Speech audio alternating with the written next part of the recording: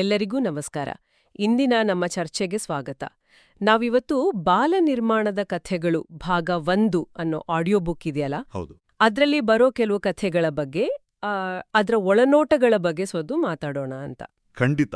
ನೋಡಕ್ಕೆ ಮಕ್ಕಳ ಕಥೆಗಳ ಹಾಗೆ ಅನ್ಸಿದ್ರೂ ಇದ್ರಲ್ಲಿರೋ ಪಾಠಗಳು, ಸಕಾರಾತ್ಮಕ ಮೌಲ್ಯಗಳು ಎಲ್ಲರಿಗೂ ಬೇಕಾಗಿರೋದಲ್ವಾ? ಹೌದೌದು, ಅದೇ ಅದರ ವಿಶೇಷತೆ.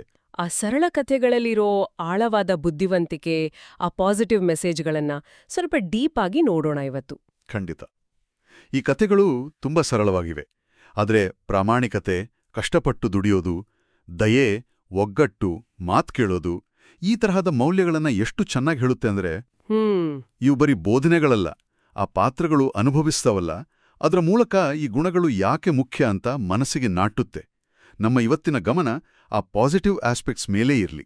ಸರಿ, ಹಾಗಾದ್ರೆ ಮೊದ್ಲಿಗೆ ಪರಿಶ್ರಮ, ಆ ಪ್ರಯತ್ನದ ಮೌಲ್ಯ ಇದೆಯಲ್ಲ, ಅದನ್ನೇ ಹೇಳೋ ಗೂಡು ಕಥೆಯಿಂದ ಶುರು ಮಾಡೋಣ. ಗೂಡು, ಖಂಡಿತ. ಇದ್ರಲ್ಲಿ ಉಮಾ ಅಂತ ಒಂದು ಹುಡುಗಿ ಪಾಪ ಭಯ ಹಾಕಿ ಕಷ್ಟಪಟ್ಟು ಗೂಡು ಕಟ್ಟಿರ್ತಾಳೆ, ಅದನ್ನ ಮತ್ತೆ ಮತ್ತೆ ಕೆಡುತ್ತಾಳೆ. ಹೌದು, ಆದರೆ ಆ ಭಯ ಹಕ್ಕಿಯ ಪ್ರತಿಕ್ರಿಯೆ ನೋಡಿ, ಅದು ಪ್ರತಿ ಸಲನೂ ಬೇಜಾರ್ ಮಾಡ್ಕೊಳ್ಳಲ್ಲ. ಮೊದಲಿಗಿಂತ ಹೆಚ್ಚು ಶ್ರದ್ಧೆಯಿಂದ, ಪರಿಶ್ರಮದಿಂದ ಮತ್ತೆ ಕಟ್ಟೋಕ್ ಶುರು ಮಾಡುತ್ತೆ. ಇದರಲ್ಲಿ ಬರೀ ಪರಿಶ್ರಮ ಅಲ್ಲ, ಆ ಸ್ಥಿತ್ಯಪ್ರಜ್ಞತೆ, ಆ ರೆಸಿಲಿಯನ್ಸ್ ಅಂತೀವಲ್ಲ, ಹೌದು, ಆ ಗುಣ ಕಾಣಿಸ್ತೆ. ಅಂದ್ರೆ ಕಷ್ಟ ಬಂದಾಗ ಕುಗ್ಗಬಾರ್ದು, ಮತ್ತೆ ಮತ್ತೆ ಪ್ರಯತ್ನ ಪಡಬೇಕು ಅನ್ನೋ ಒಂದು ಪಾಸಿಟಿವ್ ಆಟಿಟ್ಯೂಡ್. ಹೌದು. ಕೊನೆಗೆ ಉಮಾಗೆ ತಾನೇ ಗೂಡು ಕಟ್ಟೋಕ್ ಹೋದಾಗ ತಾನೇ ಅದ್ರ ಕಷ್ಟ ಗೊತ್ತಾಗುತ್ತೆ. ಇದು ನಿಜಕ್ಕೂ ಇಂಟ್ರೆಸ್ಟಿಂಗ್ ಅಲ್ವಾ? ಅಂದ್ರೆ ಭಯ ಹಕ್ಕಿಯ ಆ ದೃಢ ಸಂಕಲ್ಪ, ಅದು ಸವಾಲುಗಳನ್ನ ಎದುರಿಸೋ ಒಂದು ಪಾಸಿಟಿವ್ ರೀತಿಯನ್ನೇ ತೋರಿಸುತ್ತೆ. ಪ್ರಯತ್ನ ಪಡ್ತಾ ಇದ್ರೆ ಮುಡಿಯಾದೆಂಬುದನ್ನು ಸಾಧಿಸಬಹುದು ಅನ್ನೋ ನಂಬಿಕೆ ಕೊಡುತ್ತೆ. ನಿಖರವಾಗಿ ಇದನ್ನ ನಾವು ಗ್ರೋತ್ ಮೈಂಡ್ಸೆಟ್ ಅಂತ ಕರಿತೀವಲ್ಲ, ಅದರ ಒಳ್ಳೆ ಉದಾಹರಣೆ ಇದು. ಅಂದ್ರೆ ನಮ್ಮ ಶಕ್ತಿ ಪ್ರಯತ್ನದಿಂದ ಜಾಸ್ತಿ ಆಗುತ್ತೆ ಅನ್ನೋ ನಂಬಿಕೆ. ಭಯ ಹಕ್ಕಿಯ ಈ ಗುಣ ಇದೆಯಲ್ಲ, ಯಾವುದೇ ಕ್ಷೇತ್ರದಲ್ಲೂ ಯಶಸ್ಸು ಬೇಕು ಅಂದ್ರೆ ಬೇಕಾದ ಅಡಿಪಾಯ. ಅಂದ್ರೆ ಶ್ರದ್ಧೆ, ಸತತ ಪ್ರಯತ್ನ. ಹೌದು, ಮತ್ತೆ ಸೋತಾಗ ಅದರಿಂದ ಕಲಿಯೋದು, ಇದರ ಮಹತ್ವ ತಿಳಿಸುತ್ತೆ. ಜೊತೆಗೆ ಬೇರೆಯವರ ಶ್ರಮವನ್ನ ಗೌರವಿಸಬೇಕು, ಆಗಿದ್ರೆ ಪ್ರೋತ್ಸಾಹಿಸಬೇಕು ಅನ್ನೋ ಒಂದು ಪಾಸಿಟಿವ್ ಸೋಷಿಯಲ್ ವ್ಯಾಲ್ಯೂನೂ ಹೇಳುತ್ತೆ. ಹೌದು, ತುಂಬಾ ಚೆನ್ನಾಗಿ ಹೇಳಿದ್ರಿ. ಸರಿ, ಮುಂದೆ ಹೋಗೋಣ. ದಯೆ, ಪ್ರಾಮಾಣಿಕತೆ, ಇದರ ಪಾಸಿಟಿವ್ ಫಲಗಳ ಬಗ್ಗೆ ಮಾತಾಡೋಣ. ತೋಳ ಮತ್ತು ಆಡು ಕಥೆ. ಹೌದು. ಇದ್ರಲ್ಲಿ ಬಾವಿಗೆ ಬಿದ್ದಿರೋ ತೋಳ, ಅದು ಸ್ವಾರ್ಥಿ. ಅದನ್ನ ರಕ್ಷಿಸೋಕೆ ಪ್ರಯತ್ನ ಪಡೋದು ದಯಾಳು ಆಡು. ಹೌದು, ರಂಜೂನು ಆಡು.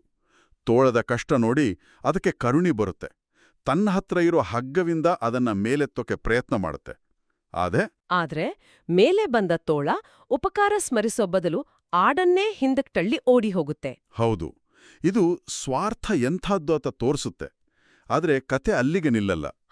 ಆಮೇಲೆ ಅದೇ ಆಡು ಅಕಸ್ಮಾತಾಗಿ ಬಾವಿಗೆ ಬಿದ್ದಾಗ ಒಬ್ಬ ಒಳ್ಳೆ ಮನುಷ್ಯ ಬಂದು ಅದನ್ನು ಕಾಪಾಡ್ತಾನೆ. ಇಲ್ಲಿ ನಾವು ಗಮನಿಸಬೇಕಾದ ಪಾಸಿಟಿವ್ ಅಂಶ ಅಂದ್ರೆ ಆಡಿನ ದಯಾಗುಣ. ಅದ್ರ ಒಳ್ಳೆತನ ಇದೆಯಲ್ಲ, ಅದೇ ಬೇರೆ ರೂಪದಲ್ಲಿ ಅದಕ್ಕೆ ಸಹಾಯವಾಗಿ ವಾಪಸ್ ಬರುತ್ತೆ. ಅಂದ್ರೆ ತೋಳದ ಕೆಟ್ಟದ್ದಕ್ಕೆ ಫಲ ಸಿಗ್ದಿದ್ರೂ ಆಡಿನ ಒಳ್ಳೆತನಕ್ಕೆ ಖಂಡಿತ ಪ್ರತಿಫಲ ಸಿಕ್ತು. ಇದು ಮಾಡಿದ್ದುಣ್ಣೋ ಮಹಾರಾಯ ಅನ್ನೋದ್ರ ಪಾಸಿಟಿವ್ ಸೈಡ್ ಇದ್ದಾಗೆ ಅಲ್ವಾ? ಖಚಿತವಾಗಿ. ನಮ್ಮ ಒಳ್ಳೆ ಕೆಲ್ಸಗಳು ನಾವು ಎಕ್ಸ್ಪೆಕ್ಟ್ ಮಾಡದೇ ಇರೋ ಹಾಗೆ ನಮಗೆ ಒಳ್ಳೆದನ್ನೇ ಮಾಡುತ್ತೆ ಅನ್ನೋ ಒಂದು ಭರವಸೆ. ಹೌದು, ಇದನ್ನ ಪ್ರೋ ಸೋಷಿಯಲ್ ಬಿಹೇವಿಯರ್ ಅಂತೀವಲ್ಲ, ಸಮಾಜಕ್ಕೆ ಒಳಿತು ಮಾಡುವ ನಡತೆ. ಇದರ ಪಾಸಿಟಿವ್ ಪರಿಣಾಮ ಇದು. ದಯೆ, ಸಹಾನುಭೂತಿ, ಉಪಕಾರ, ಇವು ನಮ್ಮ ಮನಸ್ಸಿಗೆ ನೆಮ್ಮದಿ ಕೊಡುತ್ತೆ. ಅಷ್ಟೇ ಅಲ್ಲ, ಸಮಾಜದಲ್ಲಿ ನಂಬಿಕೆ, ಸಹಕಾರ ಬೆಳೆಸುತ್ತೆ. ಆಡಿಗೆ ರಕ್ಷಣೆ ಸಿಕ್ಕಿದ್ದು ಅದರ ಹಿಂದಿನ ಒಳ್ಳೆ ಕೆಲಸದ ಫಲ ಅಂತ ತೋರಿಸೋದಿದೆಯಲ್ಲ, ಅದು ನಿಸ್ವಾರ್ಥ ಸೇವೆ, ದಯೆಯ ದಾರಿಯಲ್ಲಿ ನಡಿಬೇಕು ಅಂತ ಪ್ರೇರೇಪಿಸುತ್ತೆ. ಹೌದು. ಈಗ ಪ್ರಾಮಾಣಿಕತೆ ಬಗ್ಗೆ ಬರೋಣ. ಕಳ್ಳತನದ ಶಿಕ್ಷೆ ಕಥೆ ಇದು ಕ್ಲೀನಾಗಿ ಹೇಳತ್ತೆ. ಸುಬುದ್ಧಿ ಅನ್ನೋ ಮೊಸಳೆ ರಾಜ ಕೊಟ್ಟ ಸೇಬು ಹಣ್ಣುಗಳನ್ನ ತರ್ತಿದೆ. ಆಗ ಕಾಲಿ ಅನ್ನೋ ಬೆಕ್ಕು ಅದನ್ನ ಕದಿಯತ್ತೆ. ಹೌದು, ಆಗ ಸುಬುದ್ಧಿ ಏನ್ ಮಾಡುತ್ತೆ, ನ್ಯಾಯ ಬೇಕು ಅಂತ ವನರಾಜನತ್ರ ಹೋಗುತ್ತೆ. ವಿಚಾರಣೆ ಆಗತ್ತೆ, ಬೆಕ್ಕಿನ ತಪ್ಪು ಸಾಬೀತಾಗತ್ತೆ, ಶಿಕ್ಷೆನೂ ಆಗತ್ತೆ. ಆದರೆ ಇಲ್ಲಿ ಮುಖ್ಯವಾದ ಪಾಸಿಟಿವ್ ಪಾಯಿಂಟ್ ಅಂದ್ರೆ ಸುಬುದ್ಧಿಯ ಪ್ರಾಮಾಣಿಕತೆ ಮತ್ತೆ ನ್ಯಾಯಕ್ಕಾಗಿ ಹೋರಾಡಿದ ಧೈರ್ಯ. ಕರೆಕ್ಟ್. ರಾಜನಿಗೆ ಅವನ ಪ್ರಾಮಾಣಿಕತೆ ಇಷ್ಟಾಗಿ ಮೊದಲು ಕೊಟ್ಟಿದ್ದಕ್ಕಿಂತ ಜಾಸ್ತಿ ಹಣ್ಣುಗಳನ್ನು ಕೊಡ್ತಾನೆ. ಇದು ಪ್ರಾಮಾಣಿಕತೆಗೆ ಸಿಕ್ಕ ಗೌರವ, ಪ್ರತಿಫಲ. ನಿಜ. ಬರೀ ಕಳ್ಳತನಕ್ಕೆ ಶಿಕ್ಷೆ ಆಯ್ತು ಅಂತಲ್ಲ, ಪ್ರಾಮಾಣಿಕತೆ ಇದ್ದರೆ ಗೌರವ ಸಿಗುತ್ತೆ, ಕೊನೆಗೆ ಲಾಭನೂ ಆಗತ್ತೆ ಅನ್ನೋ ಪಾಸಿಟಿವ್ ಸಂದೇಶ ತುಂಬಾ ಸ್ಟ್ರಾಂಗ್ ಆಗಿದೆ ಇಲ್ಲಿ. ಹೌದು. ಇದನ್ನ ಇನ್ನೊಂದ್ ಸ್ವಲ್ಪ ಯೋಚನೆ ಮಾಡಿದ್ರೆ ಪ್ರಾಮಾಣಿಕತೆ, ಸತ್ಯ ಹೇಳೋದು ಇವು ಬರೀ ನೈತಿಕ ಮೌಲ್ಯಗಳಲ್ಲ, ಲಾಂಗ್ ಟರ್ಮ್ ಯಶಸ್ಸಿಗೆ ಬೇಕಾದ ಫೌಂಡೇಶನ್ ಇದ್ದಾಗೆ. ನಂಬಿಕೆ, ಗೌರವ ಗಳಿಸೋದ್ರಿಂದ ಪ್ರಾಮಾಣಿಕರು ಒಳ್ಳೊಳ್ಳೆ ಸಂಬಂಧಗಳನ್ನ, ಅವಕಾಶಗಳನ್ನ ಪಡ್ಕೊಳ್ತಾರೆ. ಸುಬುದ್ಧಿಗೆ ಸಿಕ್ಕ ಮನ್ನಣೆ ಇದನ್ನೇ ಹೇಳೋದು. ಪ್ರಾಮಾಣಿಕತೆಯ ಶಕ್ತಿಯನ್ನೇ ಹೇಳೋ ಇನ್ನೊಂದು ಒಳ್ಳೆ ಕಥೆ ಅಂದ್ರೆ ರೈತನ ಪರೀಕ್ಷೆ. ಹೌದು, ತುಂಬಾ ಬಡತನದಲ್ಲಿರ್ತಾನೆ ರೈತ. ಅವನಿಗೆ ಚಿನ್ನದ ನಾಣ್ಯ ತುಂಬಿರೋ ಮಡಿಕೆ ಸಿಗ್ಬಿಡುತ್ತೆ. ಎಂಥ ಸಂದರ್ಭ ನೋಡಿ. ಆದ್ರೆ ಆ ರೈತ, ಅವನ್ ಹೆಂಡ್ತಿ ಅಷ್ಟು ಬಡತನ ಇದ್ರೂ ಕೂಡ ಆ ದುಡ್ಡು ನಮ್ದಲ್ಲ ಅಂತ ನಿರ್ಧಾರ ಮಾಡಿ ಪ್ರಾಮಾಣಿಕವಾಗಿ ರಾಜನಿಗೆ ಕೊಟ್ಬಿಡ್ತಾರೆ. ಹೌದು, ಇದು ಸಾಮಾನ್ಯ ನಿರ್ಧಾರ ಅಲ್ಲ. ಖಂಡಿತ ಅಲ್ಲ. ಇದು ಅವರ ಒಳಗಿನ ಶುದ್ಧತೆ, ಆಸೆಯಿಲ್ಲದಿರೋ ಗುಣವನ್ನ ತೋರ್ಸುತ್ತೆ. ಮತ್ತು ಅದರ ಫಲಿತಾಂಶ, ರಾಜ ಅದನ್ನ ಒಂದು ಪರೀಕ್ಷೆ ಅಂತಾನೇ ಇಟ್ಟಿರ್ತಾನೆ. ಅವರ ಪ್ರಾಮಾಣಿಕತೆಗೆ ಮನಸೋತು ಆ ರೈತನನ್ನ ತನ್ನ ಖಜಾನೆಯ ಅಧಿಕಾರಿಯನ್ನಾಗಿ ಮಾಡ್ತಾನೆ. ಹೌದು, ಇದು ಪ್ರಾಮಾಣಿಕತೆಗೆ ಸಿಕ್ಕ ದೊಡ್ಡ ಬಹುಮಾನ. ಖಂಡಿತವಾಗಿಯೂ ಇದು ಸತ್ಯ. ನಿರ್ಲೋಭತೆ ಇವು ಬರೀ ಸದ್ಗುಣಗಳಲ್ಲ, ಇವೇ ದೊಡ್ಡ ಸಂಪತ್ತು ಅಂತ ತೋರ್ಸುತ್ತೆ. ಆ ರೈತನ ಪ್ರಾಮಾಣಿಕತೆನೇ ಅವನಿಗೆ ಹಣಕ್ಕಿಂತ ದೊಡ್ಡ ಗೌರವ, ಸ್ಥಾನಮಾನ, ಜವಾಬ್ದಾರಿ ತಂದುಕೊಡ್ತು. ಅಂದ್ರೆ ಪಾಸಿಟಿವ್ ಆದ ನೈತಿಕ ನಿರ್ಧಾರಗಳು ನಮ್ಮ ಜೀವನದ ಗುಣಮಟ್ಟವನ್ನ ಹೇಗೆ ಅನಿರೀಕ್ಷಿತವಾಗಿ ಹೆಚ್ಚಿಸಬಹುದು ಅನ್ನೋಕೆ ಇದು ಒಳ್ಳೆ ಉದಾಹರಣೆ. ಸರಿ, ಈಗ ವಿಧೇಯತೆ ಮತ್ತೆ ವಿವೇಚನೆ ಬಗ್ಗೆ ಮಾತಾಡೋಣ. ಹಠದ ಫಲ ಕಥೆ. ಮಿಂಟು ಅನ್ನೋ ಇಲಿಮ್ರಿ. ಹೌದು. ಅದು ತಂದೆ ಮಾತು ಕೇಳಲ್ಲ. ಈಜು ಬರಲ್ಲ ಅಂದ್ರೂ ಕೊಳಕ್ಕೆ ಇಳಿದ್ಬಿಡುತ್ತೆ. ಹೌದು, ಇದು ಹಠ ಮಾಡಿದ್ರೆ ಏನಾಗುತ್ತೆ ಅಂತ ತೋರ್ಸುತ್ತೆ. ಆದ್ರೆ ಕಥೆ ಅಲ್ಲಿಗೆ ನಿಲ್ಲಲ್ಲ. ಮಿಂಟು ಮುಳುಗ್ತಾ ಇದ್ದಾಗ ಒಂದು ಜಲಮುರ್ಗಿ ಅದನ್ನ ಕಾಪಾಡುತ್ತೆ. ಆ ಅನುಭವ ಆದ್ಮೇಲೆ ಮಿಂಟುವಿಗೆ ತನ್ನ ತಪ್ಪು ಗೊತ್ತಾಗತ್ತೆ. ಹಿರಿಯರ ಮಾತು ಕೇಳಬೇಕು ಅನ್ನೋದು ಅರ್ಥ ಆಗತ್ತೆ. ಇಲ್ಲಿ ಪಾಸಿಟಿವ್ ಅಂಶ ಏನಪ್ಪಾ ಅಂದ್ರೆ ತಪ್ಪುಗಳಿಂದ ಕಲಿಯೋ ಸಾಮರ್ಥ್ಯ ಮತ್ತೆ ಗೈಡೆನ್ಸ್ ಎಷ್ಟು ಮುಖ್ಯ ಅನ್ನೋದನ್ನ ತಿಳ್ಕೊಳ್ಳೋದು. ಅಂದ್ರೆ ಹಿರಿಯರ ಸಲಹೆ ಕೇಳೋದು ಬರೀ ಡಿಸೈಪ್ಲಿನ್ ಅಲ್ಲ, ಅದು ನಮ್ಮ ಸೇಫ್ಟಿಗಾಗಿ, ನಮ್ಮ ಒಳ್ಳೇದಕ್ಕಾಗಿ ಇರೋ ಒಂದು ರಕ್ಷಣೆ ಇದ್ದ ಹಾಗೆ. ಅವರ ಅನುಭವದಿಂದ ನಾವು ಸರಿ ದಾರಿಲ್ ಹೋಗ್ಬೋದು ಅನ್ನೋ ಪಾಸಿಟಿವ್ ಪಾಠ ಅಲ್ವಾ? ನಿಖರವಾಗಿ, ಹಿರಿಯರು, ಅನುಭವಿಗಳ ಮಾತು ಕೇಳೋದು ನಮ್ಮ ಬೆಳವಣಿಗೆಗೆ ಸಹಾಯ ಮಾಡುತ್ತೆ. ಇದು ಕುರುಡಾಗಿ ಫಾಲೋ ಮಾಡೋದಲ್ಲ, ಆದ್ರೆ ಸುನ್ನೆ ಆಗೋ ತಪ್ಪುಗಳನ್ನ, ಅಪಾಯಗಳನ್ನ ತಪ್ಸೋಕೆ ಸಹಾಯ ಮಾಡುತ್ತೆ. ಮಿಂಟುವಿನ ಅರಿವು ಈ ಪಾಸಿಟಿವ್ ಪಾಠವನ್ನೇ ಹೇಳೋದು. ವಿಧೇಯತೆಯ ಇನ್ನೊಂದು ಸೈಡ್, ಆಜ್ಞಾಕಾರಿ ಮಕ್ಕಳು ಕಥೆಯಲ್ಲಿ ನೋಡ್ಬಹುದು. ಶೀಲಾ ಅನ್ನೋ ಆಡಿನ ಮಕ್ಕಳು ಚಿಂಟು ಮತ್ತೆ ಪಿಂಟು. ಅವರು ಅಮ್ಮನ್ ಮಾತನ್ನ ಚಾಚೂ ತಪ್ಪದೆ ಪಾಲಿಸ್ತಾರೆ. ಹೌದು. ದಾರಿಲಿ ಕಾಲು ಅನ್ನೋ ತೋಳ ಸಿಹಿ ತಿಂಡಿ, ಬಿಸ್ಕಟು ಎಲ್ಲ ಕೊಡ್ತೀನಿ ಬಾ ಅಂತ ಆಸೆ ತೋಸುತ್ತೆ, ದಾರಿ ತಪ್ಸೋಕ್ ನೋಡುತ್ತೆ. ಆದ್ರೆ ಆ ಮಕ್ಕಳು ತಾಯಿ ಹೇಳಿದ ಎಚ್ಚರಿಕೆ ಮಾತನ್ನ ನೆನ್ಪು ಮಾಡ್ಕೊಂಡು ಯಾವುದಕ್ಕೂ ಆಸೆ ಪಡಲ್ಲ. ಅವರ ವಿಧೇಯತೆನೇ ಅವರನ್ನ ತೋಳದ ಟ್ರ್ಯಾಪ್ನಿಂದ ಕಾಪಾಡುತ್ತೆ. ಇದು ಗಮನಿಸಬೇಕಾದ ವಿಷಯ. ಅಂದ್ರೆ ಅವರ ತಾಯಿ ಮೇಲಿಟ್ಟಿರೋ ನಂಬಿಕೆ, ಅವರ ಮಾತಿನ ಮೇಲಿನ ಗೌರವ, ಅದೇ ಅವರ ಸೇಫ್ಟಿಗೆ ಕಾರಣ ಆಯಿತು.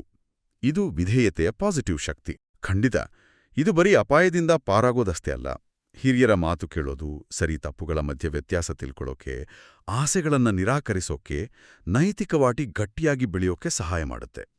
ಚಿಂಟು ಪಿಂಟುವಿನ ನಡತೆ ಇದೆಯಲ್ಲ, ವಿಧೇಯತೆ ಹೇಗೆ ಒಳ್ಳೆ ಗುಣಗಳನ್ನ ಬೆಳೆಸುತ್ತೆ ಅನ್ನೋದಕ್ಕೆ ಪಾಸಿಟಿವ್ ಚಿತ್ರಣ ಕೊಡುತ್ತೆ. ಸರಿ, ಮುಂದೆ ಒಗ್ಗಟ್ಟು, ಸಹಕಾರ, ನಿಸ್ವಾರ್ಥ ಸೇವೆ ಇದರ ಮಹತ್ವ ಹೇಳೋ ಕಥೆಗಳನ್ನ ನೋಡೋಣ. ಏಕತೆಯ ಫಲ ಕಥೆ. 3 ಜನ ಸ್ನೇಹಿತರು, ಅಳಿಲು, ಮೈನಾ, ಕೋಳಿ, ಒಟ್ಟಿಗಿರೋಕೆ ಡಿಸೈಡ್ ಮಾಡಿ ಕೆಲ್ಸ ಹಂಚ್ಕೊಳ್ತಾರೆ. ಇದು ಕೋಆಪರೇಷನ್ ಪವರ್ಗೆ ಒಳ್ಳೆ ಉದಾಹರಣೆ. ಅಳಿಲು ಅಡಿಗೆ, ಮೈನಾ ಬಟ್ಟೆ ಒಗೆಯೋದು, ಕೋಳಿ ಗಾರ್ಡನಿಂಗ್. ಹೀಗೆ ಕೆಲಸ ಹಂಚ್ಕೊಂಡಿದ್ದಕ್ಕೆ ಅವರ ಶ್ರಮ ಕಮ್ಮಿಯಾಯಿತು, ಟೈಮ್ ಉಳಿತು, ಲೈಫ್ ಚೆನ್ನಾಗಾಯಿತು. ಹೌದು, ಇದು ಸಿನರ್ಜಿ ಅಂತಾರಲ್ಲ, ಒಟ್ಟಿಗೆ ಕೆಲಸ ಮಾಡಿದ್ರೆ ಒಬ್ಬೊಬ್ಬರೇ ಮಾಡೋದಕ್ಕಿಂತ ಜಾಸ್ತಿ ಸಾಧಿಸ್ಬೋದು ಅನ್ನೋದನ್ನ ಸಿಂಪಲ್ ಆಗಿ ಹೇಳುತ್ತೆ. ಅಷ್ಟೇ ಅಲ್ಲ, ಅವರು ಉಳಿದ ಟೈಮ್ನಲ್ಲಿ ಸುಮ್ನೆ ಕೂರಲ್ಲ, ಬೇರೆ ಪ್ರಾಣಿಗಳ ಮಕ್ಕಳಿಗಾಗಿ ಒಂದು ಶಾಲೆ ತೆರೀತಾರೆ. ಹೌದು, ಇದು ತುಂಬಾ ಮುಖ್ಯವಾದ ಪಾಯಿಂಟ್. ಇದು ಅವರ ಸಹಕಾರದ ಪಾಸಿಟಿವ್ ಎಫೆಕ್ಟ್ ಅನ್ನ ವೈಯಕ್ತಿಕ ಲೆವೆಲ್ನಿಂದ ಸೋಷಿಯಲ್ ಲೆವೆಲ್ಗೆ ತಗೊಂಡು ಹೋಗುತ್ತೆ. ತುಂಬಾ ಚೆನ್ನಾಗಿ ಹೇಳಿದ್ರಿ. ಒಗ್ಗಟ್ಟು, ಸಹಕಾರ ಬರೀ ನಮ್ಮ ಲೈಫ್ ಚೆನ್ನಾಗಿ ಮಾಡೋದಲ್ಲ, ಅದು ಸಮಾಜದ ಒಳ್ಳೇದಕ್ಕೂ ಕಾರಣ ಆಗುತ್ತೆ ಅಂತ ಇದು ತೋರಿಸುತ್ತೆ. ತಮ್ಮ ಸಂಪನ್ಮೂಲಗಳನ್ನ, ಇಲ್ಲಿ ಸಮಯ, ಸ್ಕಿಲ್ಸ್ ಒಟ್ಟಿಗೆ ಸೇರಿಸಿ ಬೇರೆಯವರಿಗೆ ಹೆಲ್ಪ್ ಮಾಡೋದ್ರಿಂದ ಅವರು ದೊಡ್ಡ ಪಾಸಿಟಿವ್ ಇಂಪ್ಯಾಕ್ಟ್ ಮಾಡ್ತಾರೆ. ಇದು ಕಮ್ಯುನಿಟಿ ಬಿಲ್ಡಿಂಗ್ಗೆ ಒಂದು ಸಣ್ಣ ಆದರೆ ಪವರ್ಫುಲ್ ಮಾಡೆಲ್. ಒಗ್ಗಟ್ಟಿನ ಶಕ್ತಿಗೆ ಇನ್ನೊಂದು ರೋಚಕ ಕತೆ ಅಂದ್ರೆ ಆನೆ ಮತ್ತು ಇರುವೆ. ಹೌದು. ಬಲಶಾಲಿ ಆನೆಗಳ ಹಿಂಡು ಬಂದು ಇರುವೆಗಳ ಗೂಡನ್ನ ನಾಶ ಮಾಡುತ್ತೆ. ಆಗ ಇರುವೆಗಳು ಹೇಗೆ ರಿಯಾಕ್ಟ್ ಮಾಡ್ತವೆ? ಚೀನು ಅನ್ನೋ ರಾಣಿ ಇರುವೆ ಲೀಡರ್ಶಿಪ್ನಲ್ಲಿ ಸಾವಿರಾರು ಇರುವೆಗಳು ಒಟ್ಟಾಗ್ತವೆ. ಸೈಜ್ನಲ್ಲಿ ತುಂಬಾ ಚಿಕ್ಕವು, ಆದ್ರೂ ಧೈರ್ಯದಿಂದ ಒಗ್ಗಟ್ಟಾಗಿ ಆನೆಗಳ ಮೇಲೆ ಅಟ್ಯಾಕ್ ಮಾಡಿ ಅವನ ಓಡಿಸ್ತವೆ. ಇದು ಸಂಘಟನೆ ಇದ್ರೆ ಶಕ್ತಿ ಅನ್ನೋ ಮಾತಿಗೆ ಬೆಸ್ಟ್ ಎಕ್ಸಾಂಪಲ್. ಹೌದು, ಇದು ಬರೀ ದೈಹಿಕ ಶಕ್ತಿ ಮುಖ್ಯ ಅಲ್ಲ, ಒಗ್ಗಟ್ಟು, ಬುದ್ಧಿವಂತಿಕೆ, ಧೈರ್ಯ ಇದ್ರೆ ಎಂಥ ದೊಡ್ಡ ಚಾಲೆಂಜ್ ಆದ್ರೂ ಎದುರಿಸಬಹುದು ಅನ್ನೋ ಪಾಸಿಟಿವ್ ಸಂದೇಶ ಕೊಡುತ್ತೆ. ಖಂಡಿತ. ಇರುವೆಗಳ ಸಕ್ಸಸ್ ಏನನ್ನ ತೋರಿಸುತ್ತೆ ಅಂದ್ರೆ, ರಿಸೋರ್ಸ್ ಕಡಿಮೆ ಇದ್ರೂ ಒಗ್ಗಟ್ಟು, ಸರಿಯಾದ ಪ್ಲಾನಿಂಗ್, ಧೈರ್ಯದಿಂದ ಗುರಿ ಮುಟ್ಟಬಹುದು. ಯಾವುದೇ ಗ್ರೂಪ್ ಅಥವಾ ಸಮಾಜಕ್ಕೆ ಸಮಸ್ಯೆ ಬಂದಾಗ ಒಟ್ಟಿಗೆ ಬುದ್ಧಿವಂತಿಕೆಯಿಂದ ಕೆಲಸ ಮಾಡಿದ್ರೆ ಪಾಸಿಟಿವ್ ರಿಸಲ್ಟ್ ಸಾಧ್ಯ ಅಂತ ಇದು ಹೇಳುತ್ತೆ. ಸರಿ, ಕೊನೆಯದಾಗಿ ನಿಸ್ವಾರ್ಥತೆ ಮತ್ತೆ ನಿಜವಾದ ಸಂತೋಷದ ಬಗ್ಗೆ ಇರೋ ಕಥೆಗಳನ್ನ ನೋಡೋಣ. ಕೇಸರಿಯ ಅಜ್ಞಾನ ಕಥೆ. ಸಿಂಹರಾಜ ಕೇಸರಿ ತನ್ನ ರಾಜ್ಯದ ನೀರು ಬೇರೆ ರಾಜ್ಯಕ್ಕೆ ಹೋಗ್ಬಾರ್ದು ಅನ್ನೋ ಸ್ವಾರ್ಥದಿಂದ ನದಿಗೆ ಅಣೆಕಟ್ಟು ಕಟ್ಟಿಸ್ತಾನೆ. ಆದರೆ ಈ ಸ್ವಾರ್ಥದ ನಿರ್ಣಾರದಿಂದ ಏನಾಗುತ್ತೆ, ಅವನ ರಾಜ್ಯದಲ್ಲೇ ಫ್ಲಡ್ ಬಂದು ಅನಾಹುತ ಆಗುತ್ತೆ. ಆಗ ಅವನಿಗೆ ಮಂತ್ರಿ ಕರಡಿ ಹೇಳಿದ ಬುದ್ಧಿವಾದದ ಬೆಲೆ ಗೊತ್ತಾಗುತ್ತೆ. ತನ್ನ ತಪ್ಪು ತಿದ್ದುಕೊಳ್ತಾನೆ. ಇಲ್ಲಿ ಪಾಸಿಟಿವ್ ಪಾಠ ಏನಂದ್ರೆ, ಸ್ವಾರ್ಥ ಕೊನೆಗೆ ನಮಗೆ ಕೆಟ್ಟದ್ದು ಮಾಡುತ್ತೆ. ಹಂಚಿಕೊಂಡು ಬಾಳೋದ್ರಲ್ಲೇ ಎಲ್ಲರೂ ಒಳ್ಳೇದಿದೆ ಅನ್ನೋದನ್ನ ಅರ್ಥ ಮಾಡ್ಕೊಳ್ಳೋದು. ಇದು ಈಗಿನ ಕಾಲದಲ್ಲಿ ನ್ಯಾಚುರಲ್ ರಿಸೋರ್ಸ್ಗಳ ಶೇರಿಂಗ್ ವಿಷಯದಲ್ಲಿ ತುಂಬಾ ಮುಖ್ಯವಾದ ಪಾಠ ಅಲ್ವಾ? ಸ್ವಾರ್ಥ ಬಿಟ್ಟು ವಿಶಾಲವಾಗಿ ಯೋಚಿಸಿದ್ರೆ ಮಾತ್ರ ಸಸ್ಟೈನಬಲ್ ಮತ್ತೆ ಪಾಸಿಟಿವ್ ರಿಸಲ್ಟ್ ಸಾಧ್ಯ. ಹೌದು. ಹಂಚಿಕೊಳ್ಳೋ ಮನ್ಸು, ಒಬ್ಬರನ್ನೊಬ್ಬರು ಅವಲಂಬಿಸ್ತೀವಿ ಅಂತ ತಿಳ್ಕೊಳ್ಳೋದು, ಮತ್ತೆ ವಿನ್ ವಿನ್ ಸಿಚುವೇಶನ್ಸ್ ಕ್ರಿಯೇಟ್ ಮಾಡೋದು, ಇವೆಲ್ಲ ಸಾಮರಸ್ಯದ ಬದುಕಿಗೆ ತುಂಬಾ ಮುಖ್ಯ. ಕೇಸರಿಯ ಅರಿವು ಈ ಪಾಸಿಟಿವ್ ಬದಲಾವಣೆಯ ಮಹತ್ವ ಹೇಳುತ್ತೆ. ಮತ್ತು ಕೊನೆಯ ಕಥೆ ನಿಜವಾದ ಸಂತೋಷ. ನಂದು ಅನ್ನೋ ಕೋತಿ ಮರಿ. ಹೌದು. ಅದಕ್ಕೆ ಬೇರೆಯವರಿಗೆ ತೊಂದರೆ ಕೊಡೋದ್ರಲ್ಲೇ ಖುಷಿ. ಆದ್ರೆ ಅದರ ತಂದೆ ಚಂದರ್ ಅದಕ್ಕೆ ನಿಜವಾದ ಸಂತೋಷ ಅಂದೆ ಏನು ಅಂತ ತಿಳಿಸ್ತಾನೆ. ಹೌದು. ಚಂದರ್ ಹೇಳ್ತಾನೆ, ನಿಜವಾದ ಖುಷಿ ಇರೋದು ಬೇರೆಯವರಿಗೆ ತೊಂದರೆ ಕೊಡೋದ್ರಲ್ಲ ಅಲ್ಲ, ಬದಲಿಗೆ ಹೆಲ್ಪ್ ಮಾಡೋದ್ರಲ್ಲಿ ಅಂತ. ಅದೇ ಟೈಮ್ನಲ್ಲಿ ಚಂದರ್ ಗುಟ್ಟಾಗಿಟ್ಟಿದ್ದ ರೊಟ್ಟಿ ಸಿಕ್ಕಿದ್ಕೆ ಒಂದು ಬಡ ಕುರಿ ದೇವ್ರಿಗೆ ಥ್ಯಾಂಕ್ಸ್ ಹೇಳ್ತಿರೋದನ್ನ ನಂದು ನೋಡುತ್ತೆ. ಆ ಕುರಿಯ ಮುಖದಲ್ಲಿರೋ ತೃಪ್ತಿ, ಆ ಕೃತಜ್ಞತೆ ಇದೆಯಲ್ಲ, ಅದು ನಂದು ಮೇಲೆ ತುಂಬಾ ಪ್ರಭಾವ ಬೀರುತ್ತೆ. ಆ ಕ್ಷಣದಲ್ಲಿ ನಂದುಗೆ ನಿಜವಾದ ಸಂತೋಷ ಅಂದ್ರೇನು ಅಂತ ಅರ್ಥ ಆಗತ್ತೆ. ಇದು ತುಂಬಾ ಸುಂದರವಾದ ಬದಲಾವಣೆ. ಖಂಡಿತ. ಪರಾನುಭೂತಿಯಾದ್ರೆ ಎಂಪಥಿ, ಮತ್ತೆ ಪರೋಪಕಾರ ಅಂದ್ರೆ ಆಲ್ಟ್ರೂಯಿಸಂ. ಇದರಲ್ಲಿ ಸಿಗೋ ಸಂತೋಷವೇ ಅತ್ಯಂತ ಆಳವಾದ, ಶಾಶ್ವತವಾದ ಸಂತೋಷ ಅಂತ ಇದು ತೋರಿಸುತ್ತೆ. ಬೇರೆಯವರ ಒಳ್ಳೆಯದರಲ್ಲಿ ನಮ್ಮ ಖುಷಿ ನೋಡೋದು, ಅದು ಬರೀ ನೈತಿಕವಾಗಿ ಒಳ್ಳೇದಲ್ಲ, ಮೆಂಟಲಿ ತುಂಬಾ ಪಾಸಿಟಿವು, ತೃಪ್ತಿ ಕೊಡೋ ಅನುಭವ. ನಂದುನಿನ ಈ ಅರಿವಿದೆಯಲ್ಲ, ಕಥೆಯ ಅತ್ಯಂತ ಪವರ್ಫುಲ್ ಪಾಸಿಟಿವ್ ಮೆಸೇಜ್ ಅದು. ಹಾಗಾದ್ರಿ ಬಾಲ ನಿರ್ಮಾಣದ ಕಥೆಗಳು ಭಾಗ 1ರ ಈ ಕೆಲವು ಕಥೆಗಳ ಮೂಲಕ ನಾವು ಪರಿಶ್ರಮ, ದಯೆ, ಪ್ರಾಮಾಣಿಕತೆ, ವಿಧೇಯತೆ, ಒಗ್ಗಟ್ಟು, ನಿಸ್ವಾರ್ಥತೆ, ಹಂಚಿಕೊಂಡು ಬಾಳೋದು, ಈ ಎಲ್ಲ ಪಾಸಿಟಿವ್ ಮೌಲ್ಯಗಳ ಆಳ, ಅದರ ಪಾಸಿಟಿವ್ ಪರಿಣಾಮಗಳನ್ನ ನೋಡಿದ್ವಿ. ಹೌದು.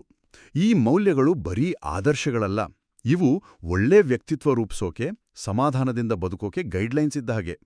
ಈ ಕಥೆಗಳು ನೆನಪಿಸೋ ಹಾಗೆ, ಈ ಒಳ್ಳೆ ಗುಣಗಳನ್ನ ಅಳವಡಿಸ್ಕೊಂಡ್ರೆ ಕಷ್ಟದ ಸಮಯದಲ್ಲೂ ನಮಗೆ ಧೈರ್ಯ, ದಾರಿ ಸಿಗುತ್ತೆ. ಒಟ್ಟಿನಲ್ಲಿ ಈ ಸರಳ ಕಥೆಗಳು ಹೇರೋದೇನಂದ್ರೆ, ಪಾಸಿಟಿವ್ ಗುಣಗಳನ್ನ ಬೆಳೆಸ್ಕೊಳ್ಳೋದು, ಅದನ್ನ ನಮ್ಮ ದಿನನಿತ್ಯದ ಜೀವನದಲ್ಲಿ ಪ್ರಾಕ್ಟೀಸ್ ಮಾಡೋದು. ಇದು ನಮ್ಗೆ ಮಾತ್ರ ಅಲ್ಲ, ನಮ್ಮ ಸುತ್ತ ಇರೋ ಸಮಾಜಕ್ಕೂ ಒಳ್ಳೇದ್ ಮಾಡುತ್ತೆ. ಕೊನೆಗೆ ಒಳಗಿನ ಸಂತೋಷ ನಿಜವಾದ ಯಶಸ್ಸಿಗೆ ಕಾರಣ ಆಗತ್ತೆ. ಕೇಳುಗರು ಯೋಚನೆ ಮಾಡೋಕೆ ಇಲ್ಲೊಂದು ವಿಷಯ ಇದೆ ನೋಡಿ.